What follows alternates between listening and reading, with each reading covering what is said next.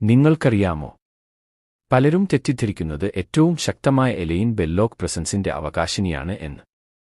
എന്നാൽ അത് സത്യമല്ല. ഒരു ബ്രിട്ടീഷ് പെൺകുട്ടി ബാല്യത്തിൽ തന്നെ മരിച്ചവരുമായി സംവദിക്കാൻ കഴിവുണ്ടായിരുന്നു. അവളുടെ പിതാവ് ആർക്കേഞ്ചൽ മൈക്കേൽ ഡെമിയർഗോസ് ആണ്.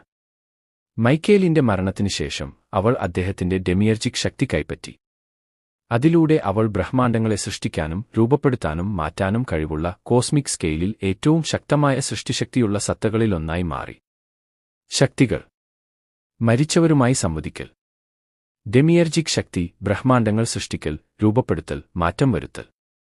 കോസ്മിക് സ്കെയിൽ കഴിവുകൾ: ദൈവിക ബോധം, ഏകദേശം സർവ്വശക്തിത്വം. വിജയങ്ങൾ: ബസാനോസ് പോലുള്ള കോസ്മിക് എൻറ്റിറ്റികളെ തോൽപ്പിച്ചു. മൈക്കേലിന്റെ ശക്തി കൈപ്പറ്റി സൃഷ്ടിയുടെ നിയന്ത്രണത്തിലെ പരമാധികാരിയായി. ഒരു പുതിയ ബ്രഹ്മാണ്ഡം സൃഷ്ടിച്ചു. ലൂസിഫറിന്റെ വിരമിക്കലിന് ശേഷം മൾട്ടിവേഴ്സിനെ മേൽനോട്ടം വഹിച്ചു.